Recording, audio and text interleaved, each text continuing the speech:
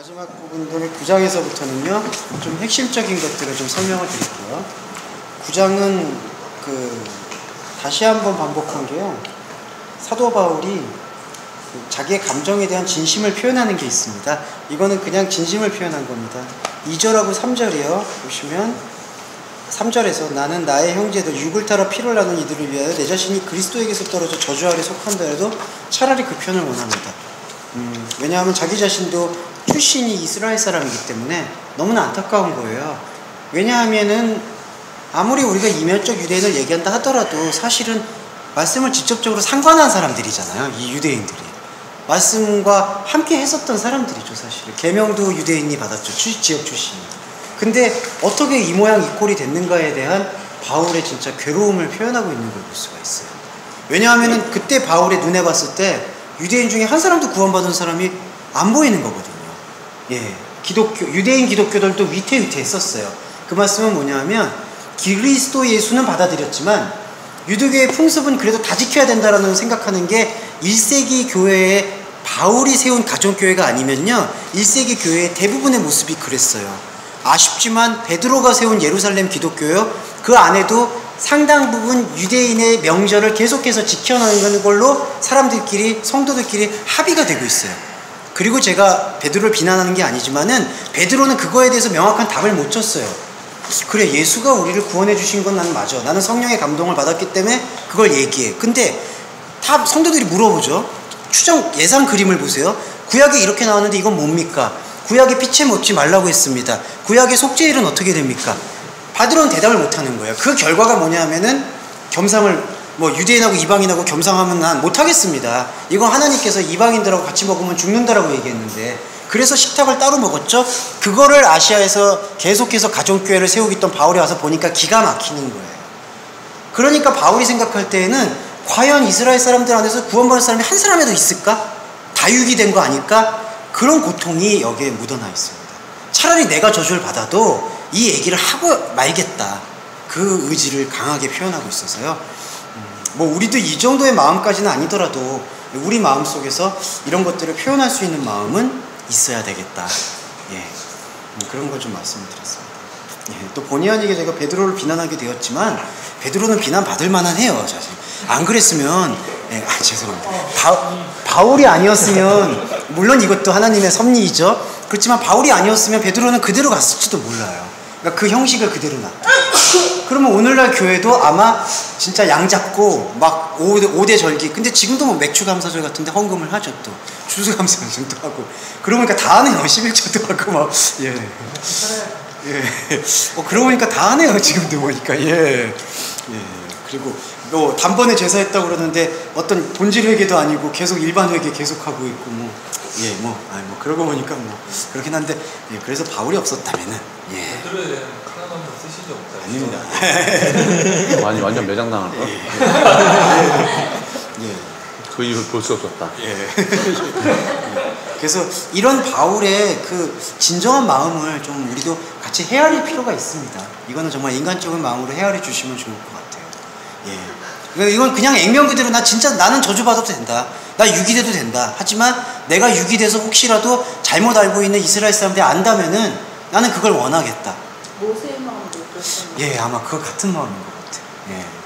그래서 바울이 정말 절절하지 않냐. 상대적으로, 그 얘기 이제 그만하겠습니다. 예. 상대적으로 베드로는 이랬을까? 하여튼 그런 마음은 좀 들었는데요. 예, 그럼에도 불구하고 같은 이제 사도들이시니까, 예, 그건 존중이 되어야 되겠죠. 근데 사도 바울은 또 중요하게 밝힌 게, 나는 저주 아래 떨어져도 출신 이스라엘 사람들에게 전하고 말겠다. 하지만 포기하지 않는 게 또 나옵니다. 6절에서 이스라엘이란 지역이 이스라엘의 사람이 아니기 때문입니다. 나는 하나님의 말씀이 안 틀렸다고 생각합니다. 그렇게 얘기를 하면서 이스라엘 지역 출신이 이스라엘 사람이 아니다. 그러면 뭐가 이스라엘 사람이냐? 이삭 안에 있는 존재가 시다. 이삭은 육적 혈통과는 사실은 끊어낸 존재죠. 예.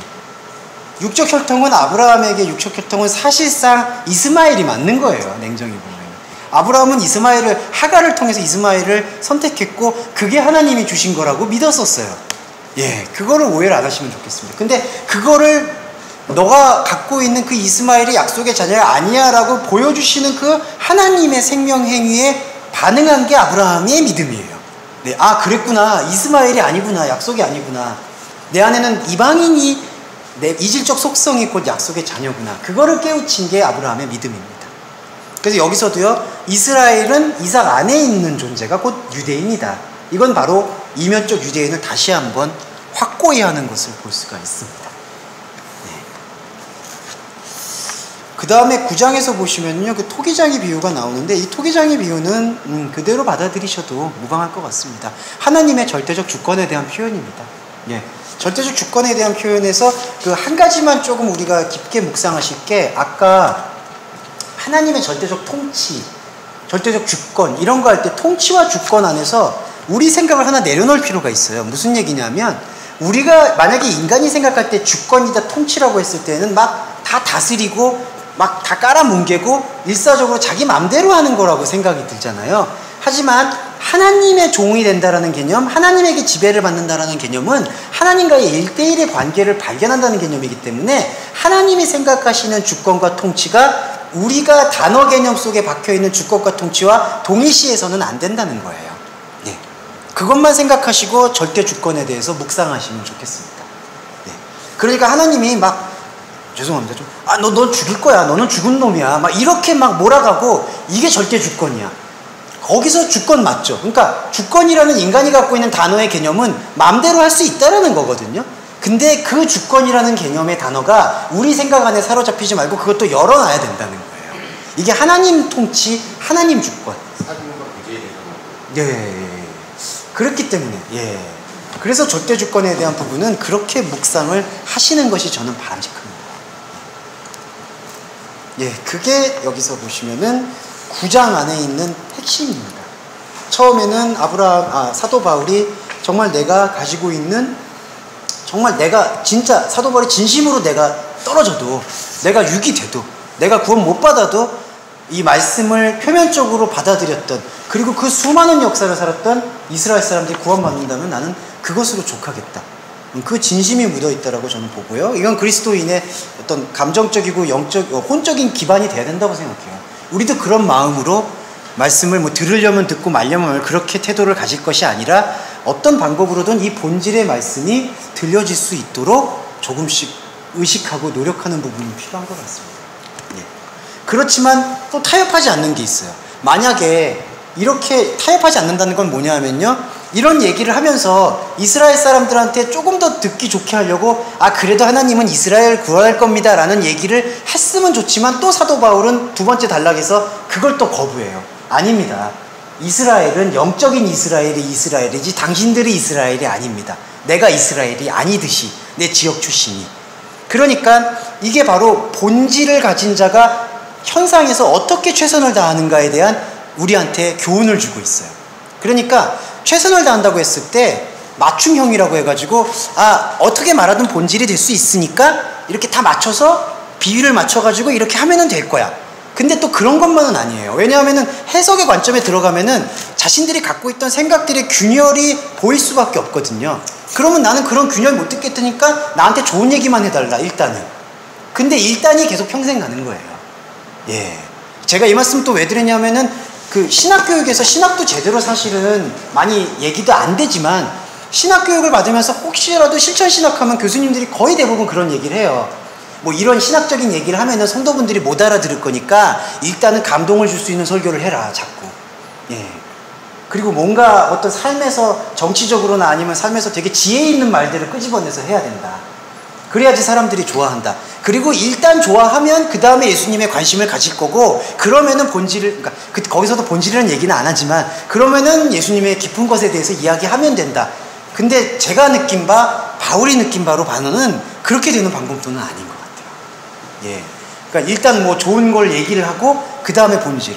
문제는 본질을 설명하는 데 있어서 최선을 다하고 좀 더 좋은 환경이라든지 아니면 좋은 어떤 여건과 유대를 형성하는 거는 필요하겠죠. 그러니까 거기에 감정적으로 이거 진리의 말씀이니까 들어, 막 이렇게 무슨, 죄송합니다, 밥그릇 던져주시지, 이거 받아 먹어, 막 이런 식으로 뭔가 자기가 이런 감정이 종교가 감정이 아니라고 해가지고 뭔가 종교적으로 되게 화난 것처럼 행동하는 것도 잘못하는 거죠. 그것도 역감정이죠. 받으려면 받고 말려면 말아라. 그것도 배제해야 되지만, 자제해야 되지만, 또 반대로 일단 다 들어와서 일단 다 갖고 있는 생각들을 저 존중합니다. 다 당신 불교에 있어서도 존중합니다. 이런 식으로 다 데려와서 일단 예수님의 사랑을 이야기하고, 아, 부처님이 사랑을 베푸셨듯이 예수님도 사랑을 베푸셨습니다. 하지만 예수님의 사랑은 좀 더 큽니다. 십자가에 못 박혀서 죽었습니다.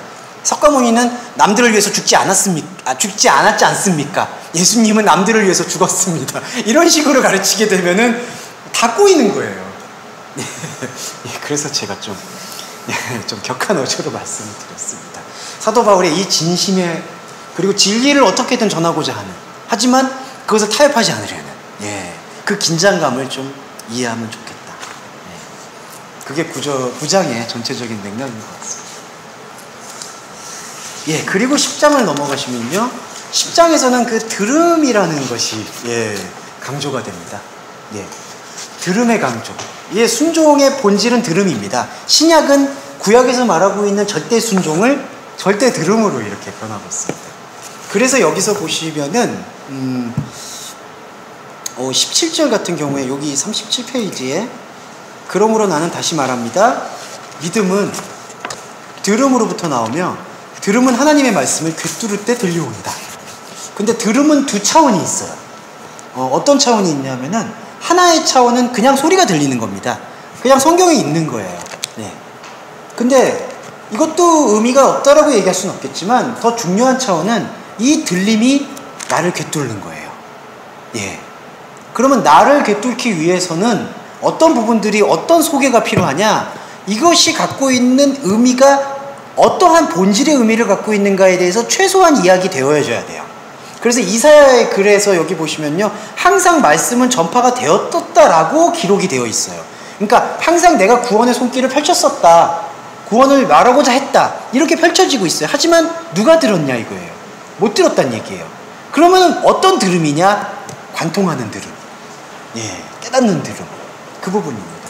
그러면요, 그러한 들음이 성취가 되려면요, 구약을 일단 그리스도론으로 해석한 신약, 구약을 먼저 읽자, 신약을 먼저, 이런 맥락이 아니라 유대교에게 사로잡혀 있던 구약을 해방시킨 신약을 말씀을 읽고 그 신약 안에 담겨있는 행함과 믿음의 본질이 무엇인지를 철저히 묵상하고 그 묵상학을 통해서 구약을 읽어서 계명의 실체를 드러내고, 그렇게 되었을 때 들음은 나를 꿰뚫어와요. 계명은 나한테 이게 지키는 것만이 아닌 당신과의 영적인 사귐이고 발견이고 발견됨이구나가 내 안에서 느껴져요. 그게 두 가지 들음입니다. 그러니까 우리가 말씀을 나눌 때에는 바로 그 부분에 집중을 해야 된다라는 거예요. 그리고 말씀의 해석도 그 부분에 집중이 되고 있는 것이고요.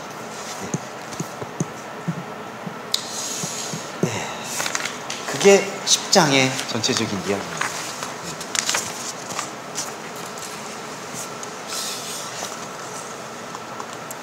그리고요, 11장에는요, 접붙임 비유인데요. 접붙임 비유는 요 단락만 좀 묵상을 해보겠습니다. 이 접붙임 비유는 조금 어려워서요, 요건 좀 같이 해설을 드릴게요. 저도 같이 해설을 하면서 이건 봐야 돼서요. 11장 17절에서부터 이 접붙임 비유가 나옵니다. 40페이지 보시면요, 만일의 말입니다. 그 가지둥 얼마 곧 핵심이 꺾였다면, 그래서 야생나무였던 당신이 그들 안에 접붙임 때문에 신비에 참여하여 그 뿔이 감람나무의 비옥함에 흡수할 자로 태어났으면, 이렇게 지금 번역이 됩니다. 근데 여기서요, 한글 번역하고 같이 볼게요. 한글 번역은요, 또한 가지 얼마가 꺾여졌는데 돌감나무의 내가 그들 중에 접붙임되어 참감나무 뿌리의 진액을 함께 받는 자가 되었다.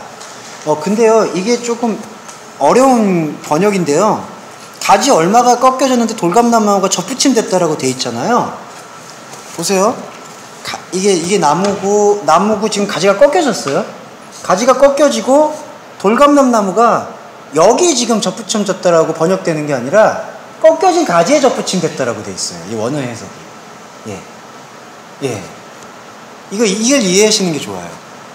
그러니까요, 이게 지금 눈에 보이는 유대인에 대한 해석이 아니라는 거예요. 지금 눈에 보이는 유대인이 원래 참감나무였는데 안 믿어서 불순종해가지고 꺾여지고 이방인이 우리가 접붙임졌다. 그렇기 때문에 원래였던 나무였던 가지들이 얼마나 더 소중하겠느냐, 그거를 강요하는 게 아니에요. 지역 출신을 얘기하는 게 아닙니다.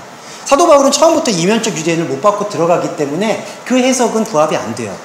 여긴 뭐냐면요, 이 해석 자체가, 나중에 요거는 원전으로 분해를 해드릴게요. 먼저 설명을 드리면, 여기 가지들 중에 얼마가 꺾여진 거예요. 그리고 꺾여진 가지에 돌감람나무가 접붙여진 거예요. 예. 그러면요, 이게 어떤 괴리냐 하면요, 출애굽하고 똑같아요. 인간의 본성나무예요. 근데 이 본성나무는 구원을 얻는 나무가 아니에요. 죽은 나무예요, 이게. 여기서 꺾여진 거예요. 이게 바로 출애굽이에요. 이 출애굽에 우리가 접붙임이 되는 거예요. 예. 네, 이 원리를 이해를 하시면 좋습니다. 예, 양자 삼는 거. 그러니까 원래 그걸 역사적 해석 때문에 그래요. 역사적으로 원래 유대인이 있었는데 그들이 순종을 안 해서 꺾여졌고, 그치. 우리들이 보셨고, 그러니까 우리들도 순종 안 하면 꺾여진다. 이거는 협박이에요. 예. 그래서 이게 우리가 이게 붙어 있는데, 이 뿌리, 본성, 우리 인간 뿌리, 의 안에 여기 의가 없어요. 이걸 꺾인 거예요. 그 꺾은 거에 접붙임 시킨 거예요.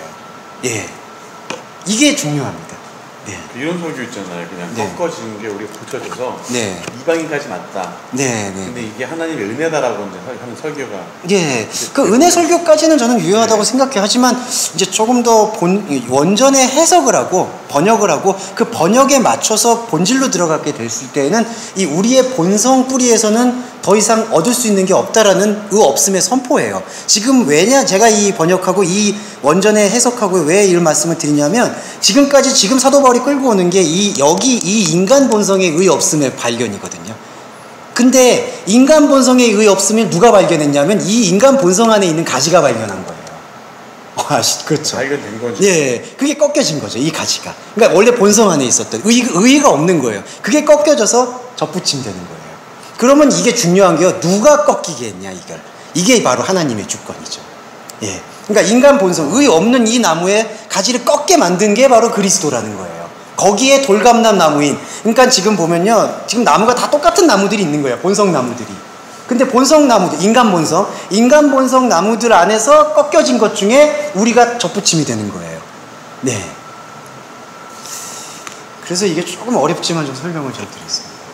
거꾸로네요. 네.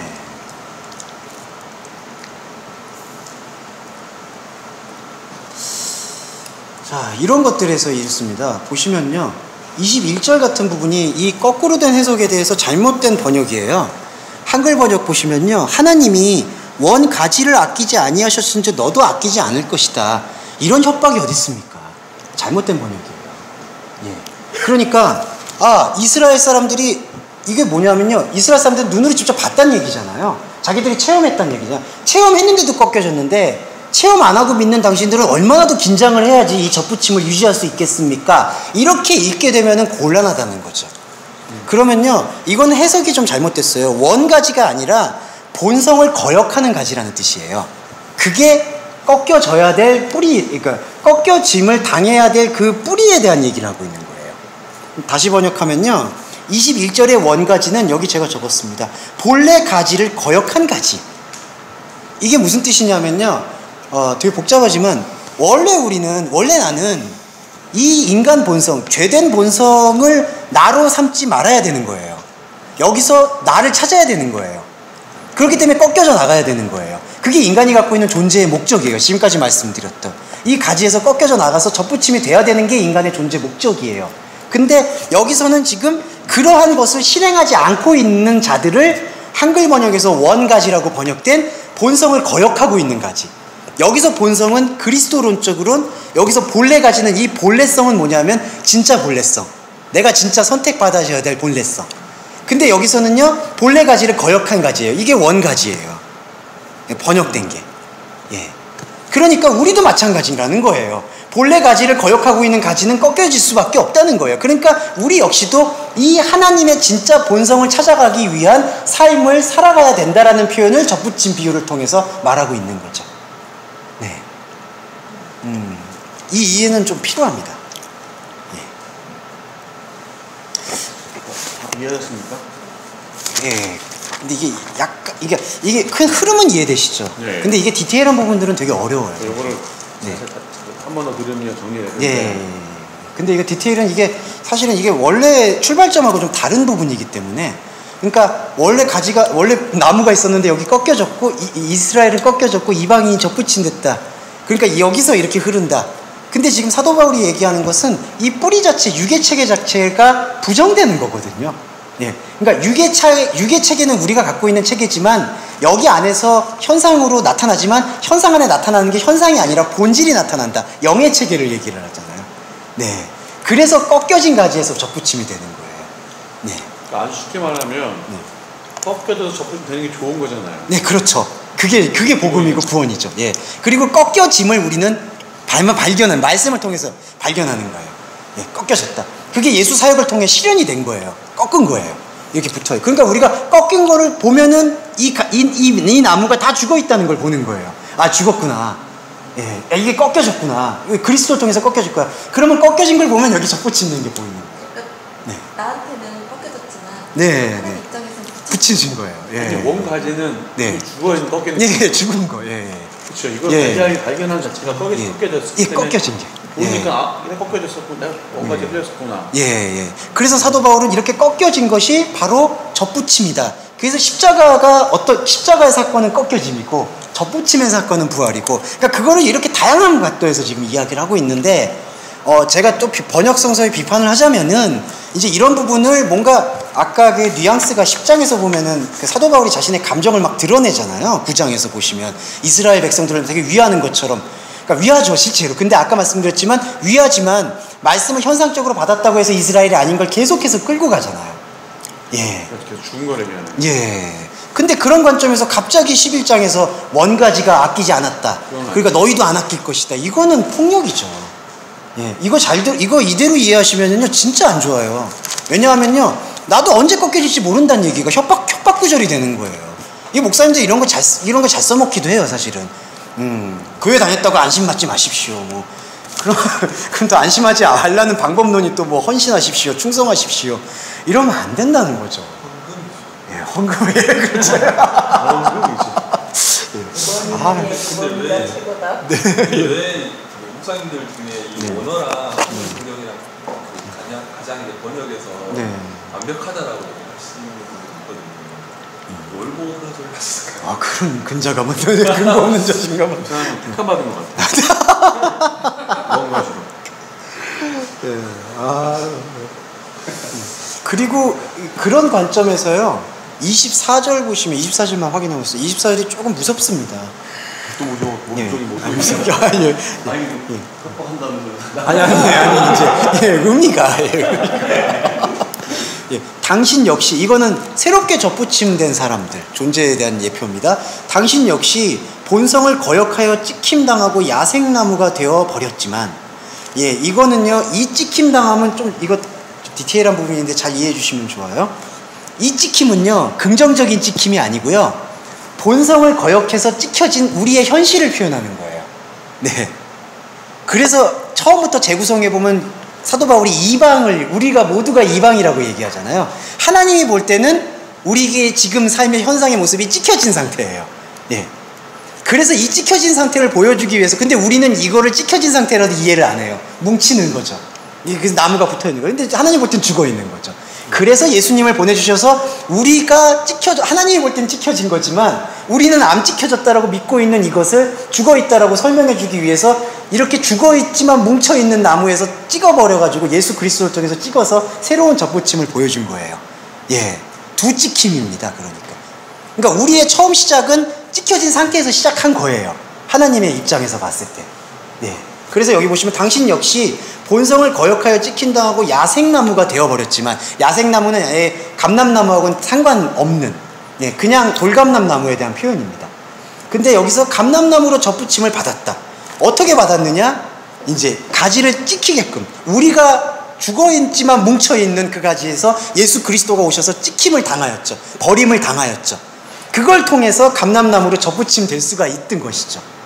근데 여기서 마지막으로 보시면 자신들이 본래 품었던 감람나무의 본성을 거역했던 이들이 자신들이 본래 품었던 감람나무의 접붙임을 도대체 뭐라고 말하겠습니까?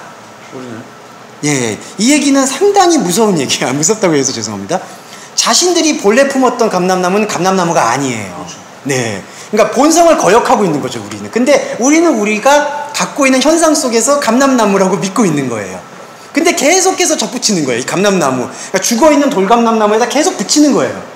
이게 바로 이겁니다. 그러니까 한글 번역은요, 이게 또 잘못됐어요. 24절에서 원가지인 이 사람들이야 얼마나 더 감람나무에 접붙이심을 얻겠느냐.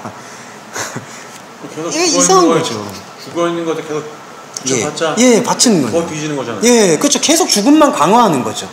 근데 여기서는 한글 번역은 이게 반대로 돼 있어요. 너가 원 감람 돌감람나무에서 찍힘을 받고 본성을 거스려 좋은 감람나무에 접붙임을 얻었은즉 원가지인 이 사람들이야 얼마나 더 자기 감람나무에 접붙임을 얻겠느냐. 그러니까 이스라엘 백성들은 반드시 구원 받는다라는 걸로 이해가 되는 거예요, 이렇게 읽으면. 네. 그러니까 이방인들도 이렇게 접붙임을 받았는데 하나님께서 현상적으로 말씀을 허락한 예루살렘 사람들을 왜 안 구원해 주시겠느냐. 말이 안 되는 거예요, 이거는. 네. 그래서 좀 말씀을 드렸습니다. 예. 그러니까 이들이 생각하는, 그때 현상적으로 말씀을 받았다라고 생각하지만 그걸 이미 율법으로 다 해소하고 있는 감람나무들은 자신들이 돌감람나무라는 것을 인정하지 않는 채 계속해서 접붙이는 거예요. 예. 계속해서 뭉치는 거예요. 죽음의 확장만 커진다. 예, 맞습니다. 그거를 지금 고발하고 있는 거죠. 예. 예. 그러니까 이런 맥락에서 뭐가 율법주의가 어떻게, 그리고 신율법주의가 어떻게 설 길이 있다는 거예요. 설 수 있는 길이 없어요, 해석을 하면. 네.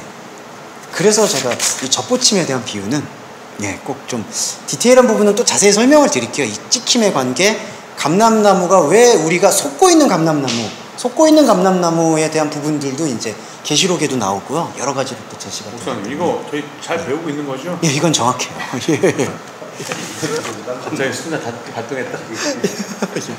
저희는 처음 듣는 얘기니까. 근데 이 개념은 그렇죠.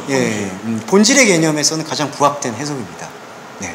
다르게 이렇게 목사님처럼 똑같이 설명하시는 분 비슷하게 하시는, 죄송해요. 제가 뭐 제가 잘했다는 얘기가 아니라 비슷한 흐름을 갖고 계시는 분들은 비슷한 있어요. 흐름인가요? 아니면 그냥 비슷한 흐름이에요. 제가 봤을 땐 비슷한 흐름인데 이제 그러니까 어떻게 얘기되냐면 이런 거를 이제 해석을 하는 게, 분석을 한 게 아니라 바울이 그렇게 세삭하지 않았을 것이다 이제 추정을 한 거죠. 그러니까 바울이 이스라엘 사람들 다 구원받을 거라고 생각하진 않았을 것이다. 근데 이제 말씀을 해석은 안 하는 거죠. 그러니까 이거는 그냥 미사여구다. 예, 그러니까 만약에 아까 원감람나무에게 더 감람나무 접붙임을 받겠느냐. 그리고 어떤 신학자는 이제 이걸 풍자다. 이렇게 얘기하고, 또 어떤 신학자들은 그냥 이제 바울은 이런 유대인을 얘기하지 않았을 것이다 라고 추정을 하면서, 그래도 이제 말씀을 맡았던 사람들이니까 그 말씀을 맡았던 사람들에 대한 존경과 존중의 표현을 하고 있다. 그렇게 해석을 하고 있긴 해요. 근데 중요한 건 이건 여기까지 오기까지 앞에 흐름과 함께 매듭 하는 거잖아요. 예, 흐름의 결론점이 이제 여기서 도출이 되기 잘라고 때문에. 질문해서 이거 다 말하면 그렇죠. 살짝 위험수가 있는 그렇죠. 거죠. 이게 이런 관점은 이 지금까지 저희가 들어온 관계 속에서 이게 이런 부분이다가 같이 통합이 되는 거지. 갑자기 이것만 그게 아니래 이런 건 아니라는 거죠. 네. 큰일 납니다. 어디 가셔서 이건 말씀하지 마세요. 뒤에서 갑자기 앞 다 잘라갖고 앞 잘라서 원가지가 그 가지가 여기 출입하는 그런 부분들을 이야기할 수가 있겠습니다. 네. 그리고 이제 12장으로 넘어가면은요, 이제 오늘 지금 마지막 타임이니까 이제 쭉 그냥 요약 이렇게 말씀드릴게요. 요약한다고 해서 제가 또 중요한 부분을 간과하는 건 아니니까요. 중요한 부분만 같이 묵상하시면 좋을 것 같습니다. 머리 아파? 자, 여기서 산제사 얘기입니다. 왜 뜬금없이 산제사가 나올까?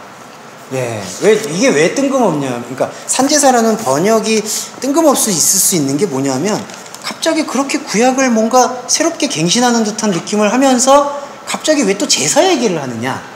그래서 여기서 저희가 해석할 수 있는 게요, 뭐가 있냐면은 영적 예배라는 것에 대한 해석입니다. 영적 예배는 뭐냐? 영을 향하는 거잖아요. 영을 향한다라는 예배는 무엇이냐 하면은 살아있는 생명 제의가 되는 거예요. 그러면 이건 어떤 해석이냐면요, 제사를 드리는 행위가 아니라 우리가 어떠한 것들을 계속해서 행동했을 때 그 행동 안에 있는 의미를 발견하는 거예요. 그 얘기는요, 구약에 잠깐 설명드릴게요. 구약에 보면 하나님께서 되게 디테일한 걸 명령하시잖아요. 뭐 성막도 뭐 밖에 성막, 안에 성막, 성소, 지성소. 그 다음에 뭐 물두멍에 손을 몇 번 씻고, 비둘기 어떻게 잡고, 디테일하게 다 얘기를 하잖아요. 근데 구약에서 이제 그리스도로 봤을 때 구약에서 중요한 건 이것들을 다 지키는 게 중요한 게 아니라요, 이러한 행위를 하는 과정 속에서 이렇게 말씀하시는 분이 누구인가를 보는 게 중요한 거예요. 네. 이게 구약 해석의 새로운 패러다임입니다. 예. 그러니까 뭐 이렇게 해라, 이렇게 하지 말라, 이거를 지키는 것에서 하나님과의 관계를 형성하는 게 아니라 그렇게 하라고 말씀하시는 그분에 주목을 한다는 거예요. 예.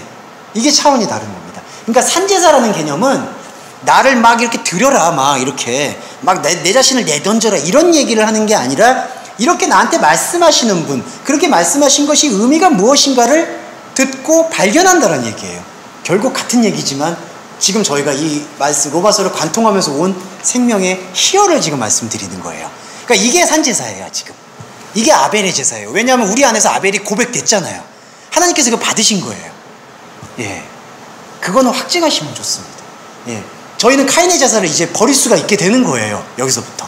예. 그래서 이게 바로 그 한글 번역에서 너희 몸을 하나님이 기뻐하시는 거룩한 산 제사로 드려라. 예, 그런 걸 볼 수가 있습니다. 여기에 자꾸 어떤 인간적인 노력과 열심은 너무 직접적으로 개입하시는 것은 대단히 곤란합니다. 열심과 열심은 필요하지만, 네. 어차피 이 예배 시간 앉아갖고 허리 아프면서 이것도 고생이잖아요. 진짜 고생이에요. 진짜 이 시간에 이게 몇 시간입니까? 이런 고생이 어디 있어요? 이것도 뭐 본인 나름대로 참여하고. 예, 그렇죠. 여기까지 비를 뚫고 여기까지 오신 건데. 그래서 행위에 들어가지 않나요? 그렇죠. 생명의 행위가 되죠. 네. 그게 곧 열어둠인가요? 예, 그렇죠. 그리고 발견이. 맞잖아요. 예, 그렇죠. 예, 산제사죠. 그리고 이게 결국 예, 이게 12장의 그냥 핵심입니다. 그리고 뭐 오해가 있으실까봐 얘기하는 게 3절 같은 경우에요. 마땅히 생각할 그 이상의 생각을 품지 말아라. 이거는 뭐 이렇게 성경에서 뭐 너도 어렵게 하지 말아라. 그건 일단 기본적으로 죄송한 말인데 성경에 대한 개념 자체가 없는데 그거를 뭐 성경만 읽으면 되지. 이제 뭐 혹중에 그런 분들이 있으시잖아요. 뭐 이게 원어 해석하지 말고 그냥 이렇게 은혜로 받으면 된다. 예수님이 그렇게 어려운 분이냐? 예수님은 어려운 분이 아니죠. 하지만 우리가 이것만 말씀드릴게요. 우리는 상황을 어렵게 만들었어요, 인간이. 하나님을 모르는 상태 속에서 바벨탑을 쌓은 언어와 생각들로 다 어렵게 만들었어요. 이 어려운 것들이 있기 때문에 그리스도의 심플함이 안 보이는 거예요. 무슨 얘기냐면 우리 안에서는 이 어려운 것들 안에서 쉬운 걸 찾는 거예요. 예, 그렇죠? 그러니까 예수님의 말씀은 사실은 우리 안에서 궁극적으로는 쉬운 거지만 어려운 길이 뚫쳐나야 되는 거예요. 그러니까 해명이 돼야 되는 거예요. 아, 이게 왜 인간의 개념하고 달랐는지 해명을 되는 과정은 어렵죠. 왜냐하면 인간은 그 어려운 것들을 모아가지고 단순함을 만들었잖아요. 예, 이런 게요, 제가 요것만 말씀드릴게요. 왜냐하면 그 목사님들이나 목회라든지 아니면 사람들이 나눌 때 많이 배워서 쉬운 말로 해야 된다. 물론 맞는 말이죠. 하지만 성경 사건이라고 하면, 이 말씀 사건으로 들어가면요, 그게 그렇게 쉽게 풀리는 문제가 아니에요. 왜냐하면 우리가 생각했던 간단한 것은 항상 하나님이 이해하는 하나님의 일에 안에서 계속 어려워졌던 거예요. 이 어려워졌던 것들을 계속해서 풀어서 얘기를 해줘야 되는 거예요. 우리 계명만 얘기해도 이거 같은 얘기인데 사실은 이거 풀어내는 게 얼마나 어려운 과정이었습니까? 계속 지켜야 된다. 그럼 왜 안 지키는 겁니까? 안 지키는 법은 무슨 의미가 있습니까? 계속 우리가 생각했던 단순성은 어려운 탑을 쌓아왔다는 거죠. 그러니까 그걸 허무는데 안 어렵고 쉽고 간단하다라고 얘기하는 게 오히려 어불성설인 거예요. 설교는 오히려 그래요. 그러니까 인간의 인생 강연이나 어떤 강의나 학문을 배우는 것은 어렵게 배워서 쉽게 가르쳐주는 게 학문의 도리고요. 하지만 성경 말씀은요, 그런 맥락만이 아니에요. 근데 설교자나 목회나 아니면 교회에서는요, 이게 제일 아쉬운 게 왜 이렇게 어렵게 얘기하는 거예요. 언제보니 목사님 표적 설교하시네. 예. 제가 이제 제 억울함이 좀 분출이 된 건데요. 왜 말을 어렵게 하냐? 아니에요. 제가 어렵게 하려는 게 아니라 이 중에서 이미 있을 거예요. 쉽게 하라고. 이미 잘못된 언어로 굳어 있는 것들이 풀어내는 과정이 필요하다 보니까 그런 언어들을 동원하는 거예요. 사도 바울도 마찬가지입니다. 이거 되게 협착된 얼굴, 변화체, 이거 상당히 어려운 말들이에요. 메타모르포데, 로기존, 합당한 예배, 디시안, 살아있는 것, 뭐 되게 철학적인 용어가 다 동원됐습니다. 그럼 사도 바울이 이거를 자기가 지적인 걸 과시하려고 하는 거는 절대로 아니라고 생각해요. 왜냐하면 자기 지식을 배설물로 여긴다는 사람이. 근데 왜 이런 표현을 사용했냐? 설명하기 위함이에요. 그러니까 우리가 지금까지 쌓아온 탑이 하나님과는 전혀 다른 탑이기 때문에 이걸 허무는 게요, 간단한 게 아니고요. 예. 근데 이걸 간단하게 나는 죽고 그리스도 살았어. 그거 믿어. 아이고, 그게 믿어집니까? 아니, 그거 진짜 안 믿어져요. 저는 안 믿어져요. 예, 그거 아니에요. 그러니까 이런 규명과 소명 과정의 예배에 산제사가 있어야 되는 거예요. 네. 그건 제가 진짜 답답해서 말씀드리는 거예요. 자꾸 뭐 열심히 배워가지고 아주 쉽게 그건 서비스예요. 예배가 아니에요. 그냥 이렇게 쉽게 예수님의 말씀을 설명드려야 합니다. 아이고, 그렇게 설명이, 예. 이미 그 단순성 안에 사람들이 듣고자 하는 욕망의 논리가 담겨 있거든요. 단순해야 된다라는 욕망의 논리 안에는 딱 이렇게만 설명해라, 결론만 얘기해라, 핵심만 얘기해라. 그건 욕망의 에피디마스예요. 왜냐하면요, 핵심만 나오잖아요. 꼭 행동해요. 아, 핵심 이거야, 이게 목표야, 이것만 보고 가면 돼. 간단해 보이죠? 하지만 이게 사람 망치는 길이죠. 하나님과 점점 멀어지는 길이었음을 지금 로마서가 계속해서 설명해 준 거잖아요.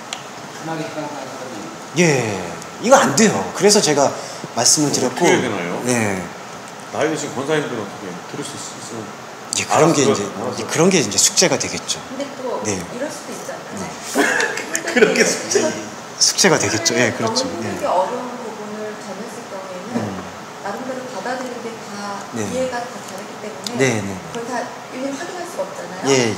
그러다 보면 그것이 또 자칫 잘못 전달을 함으로 인해서 그것이 잘못된 복음으로 그렇죠. 그 왜곡이 일어날 수 있죠. 네, 왜곡도 맞아요. 기본적으로 예. 찬성하는 예, 거는 예. 바울이 네, 네. 그렇게 어렵게 자기도 썼기 때문에 네. 그러면 우리 같은 경우는 그 바울 통해서만 한마디 꺾어서 보는 거잖아요. 예, 그렇죠. 그렇죠. 그러니까 저희는 조금 더 단순해진 거예요, 오히려. 예, 저희는 지금. 근데 그거를 예. 또 보이기도 솔직히 힘든 과정이 있지만 네.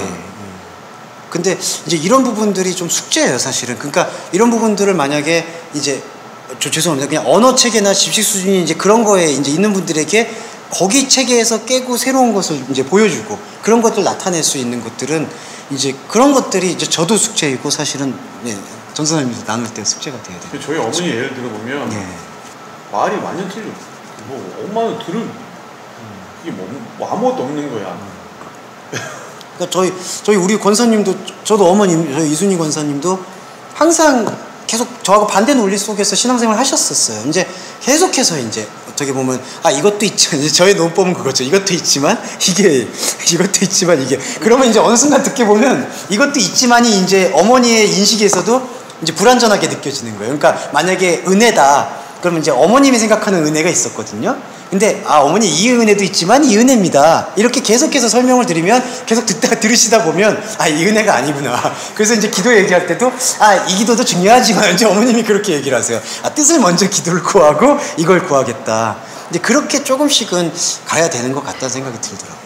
예.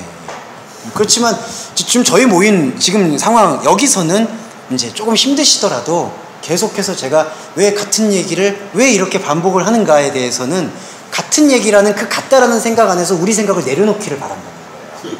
네, 우리는 다 똑같다라는 걸 그 세임을 그냥 같은 답이라고 생각하잖아요. 근데 하나님 안에서는 그게 계속되는 재생과 반복이에요. 그리고 날마다 새로운 거예요. 그 반복되는 같음이.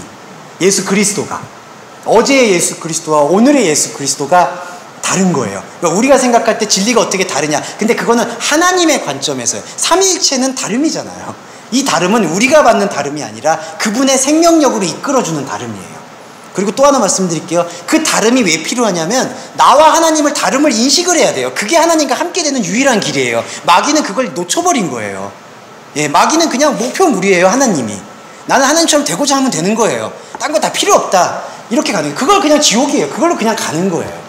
근데 우리는 인간이 갖고 있는 유일한 축복은 내가 하나님과 다르다라는 것을 아는 거예요. 내 안에 하나님을 알 만한 게 없다는 걸 아는 거예요. 그걸로 같이 가는 거예요. 네, 그게 다름의 필요성입니다. 예. 네, 그 부분이 저희가 예, 제가 트라우마가 있나 봐요. 맨날 어렵게 얘기하지 말라는 그런. 그래도 좀 많이 또 달라졌습니다. 뭐 그런 면에 있어서는 예, 제가 또 뭐 제 어떤 거에 도취돼서 또 어렵게 얘기했던 것도 없지 않아 있었지만 이제 많이 달라졌지 않습니까? 아니, 책을 너무 잘 준비하신 것 같아요. 이렇게. 예, 감사합니다. 괜찮죠? 예, 저는 이거 괜찮죠. 저도 사드리겠습니다. 아니에요. 진짜 엄청나게 쪼아된 것 같아요. 예, 그래서 말씀을 좀 드렸습니다. 예. 이게 자꾸 다 신학하시는 분들이나 아니면 목사님들이나 그런 말들이 좀 있어요, 다. 근데, 그걸 다 설명하기는 좀 어렵지만, 예, 좀 그렇게만 말씀을 드리겠습니다. 이렇게 잘 좀, 자주 좀 해주세요, 이런 걸. 예, 이제 자주 하겠습니다. 1년에 한 번씩 하지 마시고. 예, 자주 하겠습니다. 목이 훨씬 수월하네. 표지는 누가 하셨어요? 하나님의 본인이 다. 뒤에 만화까지. 이게 표지 보시면 바울의 두 얼굴인데요. 이 바울의 초기 바울을 얘기할 때 대머리 가지고 되게 못생긴 걸로 그냥 있는 그대로 원래 이게 바울인데 나중에 이제 기독교 국교로 공인되고 난 다음에 야 바울이 이렇게 생겨서야 되겠냐 해서 예, 여기 뒤에 보시면 아주 늠름하게 막 머리들 막 순 많고 막 예, 막 머리 심고 막 수염 만들고 막 저는 공부가 제일 쉬워요. 이거는 제가 어떤 의미를 포함하고 있나요? 이거는 의미요. 야, 눈이 목사님 닮았잖아. 눈이 주원기 목사님 닮았잖아. 자, 그리고 이제 자 막바지로 달려가겠습니다. 13장에 보시면요. 13장의 제목은 13장의 제목은 사랑하는 것 외에 아무것도 하지 말라. 이거는 사도 바울이 그렇고 우리가 설교를 할 때에도 사실은 가장 좀 낭만적으로 받아들이는 부분입니다. 8절이죠. 사랑의 빛, 피차 사랑의 빛 외에는 아무에게도 아무 빛도 지지 말아라. 네. 낭만적이라고 표현드렸던 것은 그 사랑의 어떤 절대적인 거를 이렇게 강조할 때 이 설교문을 많이 이용하죠. 사랑이 제일 중요하다. 사랑이 제일이다. 하지만 저희가 지금 이해하고 있는 사랑은 또 하나의 사랑을 품을 수 있죠. 그러니까 여러 가지 사랑이 있다는 게 아니라 그게 본질의 사랑이었죠. 아가페. 예. 여기서 사도 바울이 이야기하고 있는 사랑하는 의무는 바로 그 아가페를 우리 안에서 펼쳐내는 겁니다. 그리고 더 중요한 건요. 그것 외에 다른 빚을 지지 말아라.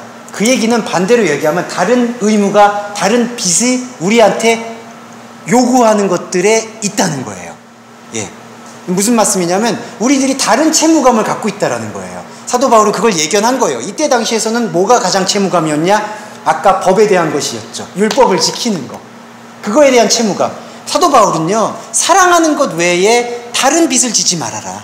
그 의무는 너를 다른 하마르티아로 끌고 갈 수밖에 없을 것이다. 그 오펠레마는 너를 죽일 것이다 라는 걸 강하게 말하고 있는 것. 그러니까 이거는 낭만적인 표현만이 아니라 아주 우리가 심어야 될 표현입니다. 예. 이게 조건부 얘기가 아니잖아요. 예, 그렇죠. 이거는 그냥 흘러가라는 얘기예요. 예. 그러니까 이거예요. 이 다른 사랑을, 그러니까 다른 의무를 지지 말라는 게 이거를 다른 빚을 지지 말라. 다른 빚을 안 지면 이 빚을 그러니까 사랑의 빚을 갚을 것이다라는 게 아니라 선이 우선순위가 뭐냐면 사랑의 빚을 먼저 내 안에서 풀어내라. 그러면은 다른 빚들이 너 안에서 사라질 것이다. 그렇지. 네. 네, 그렇죠. 네, 사도 바울의 겉면은 그렇게 이해하시면 좋습니다. 네. 그래서 여기 이게 부연의 설명이 뭐냐면요. 간음, 살인, 찬탈, 거짓 증거, 욕망 이거 다 10계명 목록이죠. 근데 여기서 사도 바울이 이렇게 말합니다. 당신의 이웃을 당신 자신처럼 사랑하는 말씀 안에 다 담겼다. 네. 예. 근데 한글 번역은요, 좀 아쉬움이요. 남을 사랑하는 자는 율법을 다 이루었다. 이렇게 좀 표현을 합니다. 예. 또 율법을 다 이뤘다. 또 성취의 개념으로 보는 거죠. 예. 그러면 또 번역이 이렇게 됩니다. 아시겠지만, 그러면 남을 사랑하는 것 안에서 또 계명들을 지켜야 되는 거 아닙니까? 아이고, 이게 또, 그러니까 계속 얘기하는 게 이게 계속해서 풀고 있어요. 그러니까 이거는 율법을 성취하는 능력이 있다라고 보는 겁니다. 율법을 다 이루었다라는 게 아니라. 그러니까 지키는 걸 다 성취했다는 얘기가 아니라 존재의 궁극을 봤다라는 얘기를 지금 하고 있습니다. 그래서 13장은 사랑하는 것 외에 아무것도 하지 말아라. 예, 그러면은 하지 말기 위해서는 해야 되겠죠. 뭘 해야 되느냐? 사랑의 빚을. 예. 그러니까 우리가 만약에 예배자의 자세라고 한다면은 예배에서 제일 이제 중심에 둬야 될 부분들을 하나님의 말씀 행위와 말씀의 자각, 말씀에 대한 인식에 둬야 되는 게 맞는 거죠. 네. 그런 부분들로 전환하면서 하나님의 함께하고자 하는 자들을 같이 이렇게 연대하는 것, 그런 것들이 좀 필요한 것 같습니다. 네. 예, 그게 사랑하는 것. 네, 그렇게 지금 보실 수 있고요. 그 다음에 14장은요, 규범장이라고 알려져 있습니다. 네, 규범장은 간단한 걸로만 이해하시면요, 규범장 자체는 단순하고 간단해요. 그냥 외부적으로 말하면 믿음이 없는 사람을 믿음이 있는 사람이 판단하지 말아라. 예. 왜냐하면요, 믿음이 자기가 있다라고 생각하지만 사실은 이미 판단이 됐다는 것 자체가 사실은 궁극의 믿음을 소유하지 않았다라고 얘기할 수가 있는 거예요. 그러니까 이런 표현들 좀 습관처럼 사용하시잖아. 저 사람 좀 영이 좀 떨어졌어. 저 사람 믿음이 약해졌어. 예, 뭐 저 사람 좀 맛이 갔어. 아니면 약했어. 이제 그렇게 얘기하는 것이 그런 기준에서 하나님, 사울이 생각할 때에는 그거는 믿음에 대한 이미 자신이 그 본질의 믿음을 추구했다라고 생각하는 것과 다를 수 있다라는 거예요. 예, 왜냐하면 그렇기 때문에 이게 이기적인 게 아니라 자기 안에 있는 하나님과의 소통을 제일 우선순위에 두고 나의 지금 소통되고 있는 하나님을 같이 나누는 거예요. 그리고 만약에 그렇게 나눌 때 상대방이 아직 그러한 나눔의 인식이나 체계가 조금 부족하다, 그러면은 이런 나눔에 대해서 인내심을 갖고 또 계속해서 설명을 하게 되고, 그러니까 이거는 판단 기준이 아니라 내 안에 흘러나오고 있는 그 말씀을 다른 사람들에게 그냥 이야기해 주는 거예요. 그래서 그들이 받아들이지 못하는 것에 대해서도 왜 못 받아들일까? 저들은 아직 믿음이 없어. 믿음이 낮아. 믿음이 약해. 그런 기준으로 생각하지 않는다라는 거예요. 예. 그거는 분명합니다. 네. 근데 이제 이런 부분에서는 긍정적 논쟁은 필요하죠. 무슨 얘기냐면 어떤 믿음에 대한 본질을 이해하지 못하는 사람이 마치 자신이 지금 이해하고 있는 세계가 본질인 것 마냥 저 자신한테 설교하려면은 그거는 막아야죠. 예, 그거는 듣지 말아야죠. 비질이라는 거 있잖아요. 네. 그런 거랑 어떻게 보면 대화를 하게 되면 네. 그냥 얼굴 딱 깔고 그냥 가기에는 그렇지 않습니까? 약간 찝찝하잖아요. 예, 그렇죠? 그렇죠. 그렇게 되면 한 수 가르쳐 준다는 게 아니라 그렇죠. 얘기를 해주는. 예, 그렇죠. 그렇죠. 당연히 목소리가 올라올 수 있는 상황이 그렇죠. 그건 당연히 언쟁 과정이 있을 수 있죠. 주먹 힘이 들어간다든가. 뭐 이런 경우가 생길 수 있잖아요. 예, 그렇죠. 근데 이제 그게 여기 말씀은 그 표현에 대한 이야기라는 게 아니라 그 마음 저변에 저 사람하고 혹시라도 언쟁을 한다 해도 너 잘못 알고 있어 XX야 뭐 이렇게 얘기를 한다 해도 그것이 이 마음 안에서 그리스도와 상하 교통되는 마음이 있다면 그게 판단 기준으로 이제 속하지 않게 된다라는 거죠. 네. 그게 무관심은 아니잖아요. 네, 그렇죠. 네. 근데 이제 뭐 언쟁을 뭐 이렇게 막 격하게 할 필요는 없겠죠. 아니 팀장님이 격하게 하신다는 말씀이 아니고요. 왜냐하면 아닌데 그거를 그렇죠. 쉽게 말하는 건 아닌다는 건 누가 말해도 아닌다는 사실은 아는데 그걸 진짜 참으로 믿고 있다면 좀 안타까운 거죠. 예, 그렇죠. 그래서 사람마다 좀 그런 뭐 가장 강한 강한 각성 효과를 통해서 돌려 세운다든지 뭐 그거는 사람과 관계. 예, 뭐 그건 사람마다의 방식이에요. 사모님 왜 갑자기 표정이? 아니, 초대교회에서 그런 경우가 많이 있어갖고. 초대교회에서 그런 경우가 너무 말이 안 들어가니까. 사모님의 표정이. 하다가 얘기하다가 그런 경우가 있어서 그렇죠. 여쭤보는 거고. 그때 너는 그 사람 사랑해서 그러냐? 그 사랑은 것도 아니야. 그렇죠. 사실 사랑해서 그런 게 그 아니라 아가페적인 부분. 쉽게 말하면 내가 알고 있는 진리가. 승부에서 붙어서 이기자 그런 개념이 아니라 지키고 싶은 거야. 쉽게 말하면. 그렇죠. 지킨다는 개념이지. 보고 싶은 거죠. 이렇게 보존하고 싶은 거죠. 깨자라는 개념이 아니잖아요. 그렇죠. 그렇기 때문에 자기 안에서 지켜나갈 것들, 그런 것들을 잘 보존하기 위해서 하나님과 함께 소통하고 그 소통을 나눌 때 뭐 이제 그 나누는 관계에 있어서는 다 편차가 있는 것 같아요. 또 부드럽게 얘기할 수도 있고 강하게 얘기할 수도 있고. 근데 자꾸 그런 것들은 좀 막을 필요가 있죠. 막 전혀 비진리적인 거를 막 얘기하고 막 들어 여기 와 그리고 나만 뭐 따라와 뭐 이런 식으로 했을 때 그것도 좋지만 뭐 이렇게 얘기할 수는 없는 거죠. 그런 거는 설득될 필요가 없어요. 그래도 좋지만 누가 많이 써먹는 얘기 같은데. 제가 자주 씁니다. 그 다음에 여기 또 하나 보시면요, 종교 행위 할례와 무할례의 관계에서요, 종교 행위에 대한 것도 사도 바울이 이렇게 해명합니다. 여기 48쪽에 21절 보시면요. 고기, 포도주 이러한 표면화된 부정함으로 여겨지는 것들이 만약 당신의 형제에게 방해, 걸림돌 그들을 심약하게 한다면 하지 않는 것이 선할 것입니다. 네. 근데 이거는 권면이에요. 권면이라는 것을 조금 유념하시면 좋을 것 같습니다. 그러니까 모든 사람에게 이게 다 적용되는 게 아니에요. 마치 사도 바울이 그 혼자 사는 것이 좋다라고 얘기하는 것과 같은 거예요. 네. 여긴 뭐냐면요. 여기는 의미 있게 받아들일 필요가 있는 게 만약에 우리가 예배의 의식이나 예배의 형태가 사실은 예배의 형태가 본질을 드러내는 건 아니잖아요. 예. 근데 예배의 본질이 우리에게 예배를 일으켜 세워주는 건데, 근데 만약에 그러한 예배를 통해서 아까도 저희가 그 과정들을 말씀드렸잖아요. 종교적 체험을 통해서 내면으로 들어오잖아요. 근데 사람마다 다 그러니까 사이클이 편차가 다르잖아요. 아직 종교적 체험에 있는 분이 있고, 그 다음에 종교적 체험을 겪어서 본질을 체화시킨 사람이 있고, 그러면은 사도 바울이 생각할 때는 이 갭을 어떻게 메워나가는 것이 복음을 훼손하지 않고 보존하는 길인가를 고민하고 있던 것이죠. 그런 관점에서 부정하다라고, 이거는 율법이에요. 사실은 율법적 관점에, 그러니까 어떤 율법적 관점에서의 어떤 행동이나 태도예요. 근데 아직도 그러한 태도에 대해서 자신 안에서 거리낌이 있는 사람이 있다면 그걸 일부러 그런 거리낌을 막 보여줘가지고 야, 난 이런 걸 뛰어넘는 사람이야, 이런 걸 보고 배워, 이렇게 얘기하는 것은 선하지 않다라는 것이죠. 네. 근데 여기서 또 하나 스탠스가 중요한 게요, 이런 것들이 부정한 것으로 또 함몰되면 안 된다는 거예요. 그러니까 이러한, 죄송합니다. 주류 얘기를 할게요. 내가 술을 안 마신다. 내가 술을 안 마시는 것은, 술을 안 마시는 게 바람직하기 때문에 술을 안 마시는 거예요. 근데 내가 이 술을 안 마시는 것을 통해서 저 사람들을 뭔가 판단하고 정죄하는 기준을 삼을 것은 아니라는 거죠. 예. 뭐 그런 부분들을 조금 유념하시면 좋을 것 같습니다. 저를 보고 말씀하세요? 아니, 그건 저예요. 예. 예. 그리고 또 하나, 여기 부정하게 여겨지는 것들을 지킨다고 해서 예배의 어떤 예전에 사람들이 익숙하게 생각했던 것들을 다 지킨다. 근데 또 이게 경계가 돼야 되는 게 어느 순간 또 그것들이 어떤 예배의 본질이 아니라 현상을 잠식할 수 있는 흐름들에 대해서는 경계할 필요가 있는 거죠.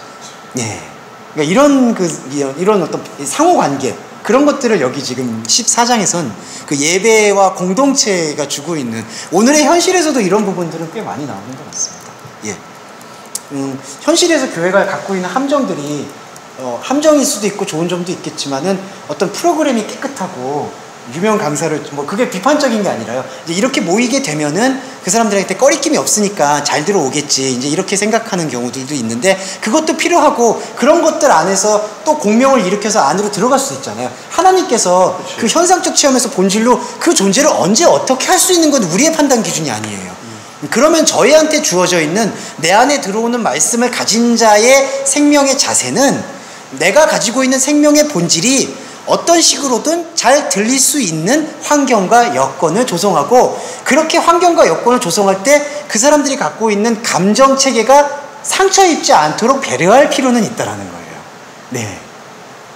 그런 것들이 여기 사도 바울의 세심한 배려를 볼 수가 있어요. 네.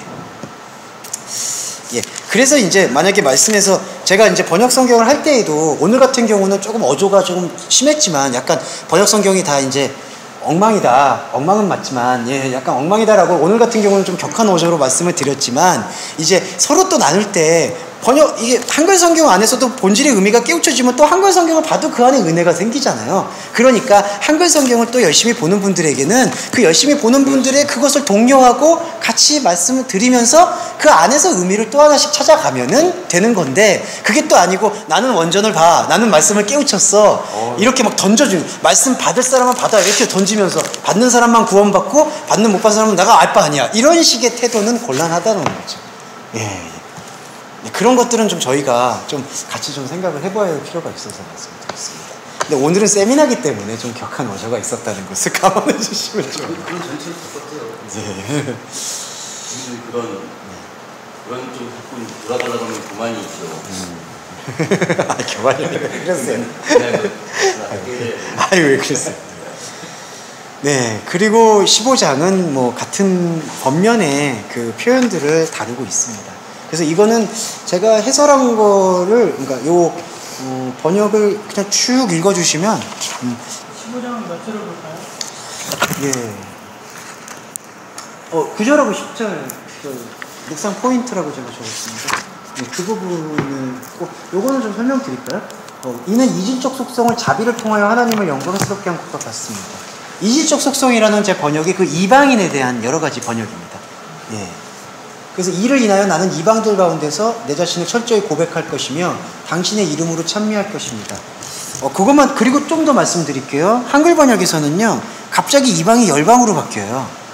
이런 거는 일관성이 없는 해석입니다. 한글 번역은요 이방인으로 그 긍휼하심을 인하여 하나님께 영광을 돌리게 한다. 그 다음에 내가 열방 중에서 주를 감사하고 주의 이름을 찬송한다. 10절은요 열방들아 주의 백성과 함께 즐거워하고 열방들아 주를 찬양하며. 열방이라는 것은 조금 더 긍정적인 의미가 쓰인 건데요, 긍정적 의미 또 외연적 의미예요. 열방은 열방이라는 단어 자체의 의미는 이렇게 모든 외부적인 민족, 타민족, 타인들. 근데 저희가 계속해서 지금 보고 있었던 사도 바울의 에드네스 이방은 사실은 내 안에부터 출발을 하고 있죠. 이질적인 속성. 그러니까 여기 구약에 말하고 있는 모든 이방이여 주님을 찬양해라. 이삭의 뿌리가 있을 것이다. 이방들을 통치하기 위해서 일어난다. 이게 외부적인 이방만 얘기하는 게 아니라 자기 안에 지금 이질적 속성들을 하나로 만들어가는 과정에 대한 설명을 하고 있는 거예요. 예. 그래야지 열방이 하나가 되는 거죠. 네. 열방을 품는 거는 좋지만 내 안에 이방을 먼저 봐야지 밖의 이방을 같이 이렇게 통합시킬 수 있다. 그 얘기를 하고 있습니다. 그게 15장의 내용이었다고요. 예. 16장에서는 마지막이 이제 은혜롭습니다. 25절과 26절이 이제 이 로마서를 계속했던 사도 바울의 신앙 고백과도 같고요. 오늘 우리의 고백과도 같다고 생각합니다. 이제는 나의 복음과 예수 그리스도의 전파를 추구함에 따라 당신들을 경고케 할 수 있는 능력이 배양되었으니 이제 자신이 생긴 거예요.